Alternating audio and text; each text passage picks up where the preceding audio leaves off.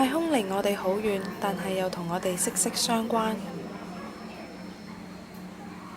Microwave 微波新媒體藝術節今年以天靈靈 Tower Zero 做主題，探討太空同人嘅關係。策展人 Joey Kwong 話：太空係一個無人擁有嘅地方。今年佢哋希望聚焦我哋嘅棲息地呢個題目，去睇人類嘅未來。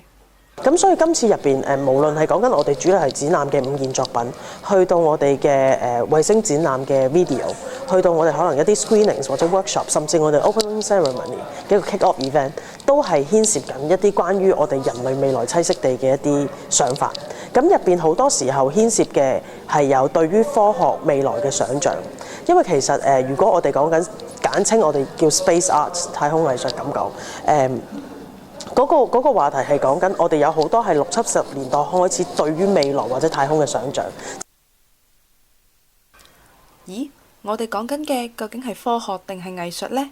佢就解釋話，新媒體藝術唔單止係同電腦有關，更加係同科學緊密聯繫。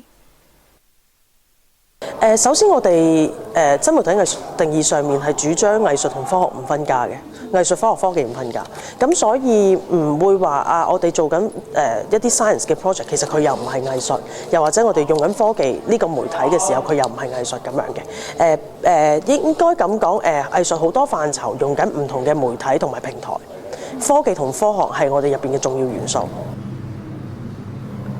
例如今次展出嘅火星玫瑰，就係藝術實驗室 C-Lab 將一朵玫瑰放喺丹麥奧胡斯大學嘅火星模擬實驗室，測試一朵植物喺火星極低溫同高壓嘅情況底下，到底會變成點樣呢？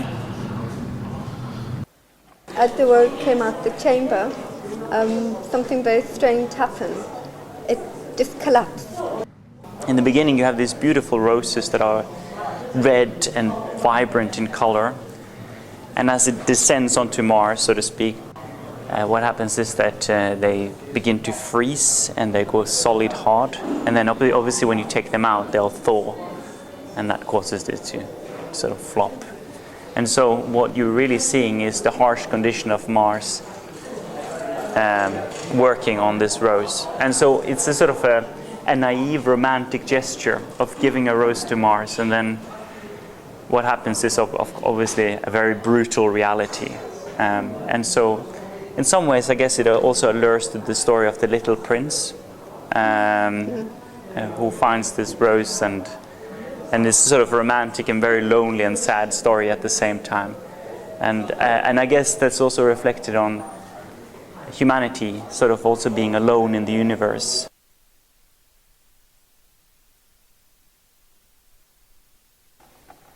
而奧地利藝術家 René Hofmeister 同埋 Yogi Hofmeister 嘅只怕不再遇上，就透過圍繞地球運行嘅人造衛星去探討太空領域嘅主權問題。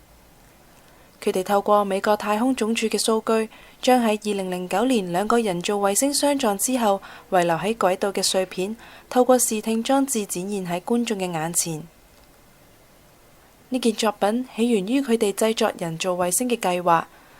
So what we did, because we are artists, and our attitude or our understanding of the space that surrounds us, and also the space that is above us, is that it is public space. So not only governments and big companies and big entities should be allowed to actually decide and know what is happening there, but also people like us, and not only artists, everybody should know, and also have a saying in what actually happens there. 呢個小衛星做好之後，將會設置相機、咪同埋 LED 燈。除咗自拍同記錄聲音之外，仲可以俾大家透過電郵去叫佢着燈，等大家都可以同太空互動。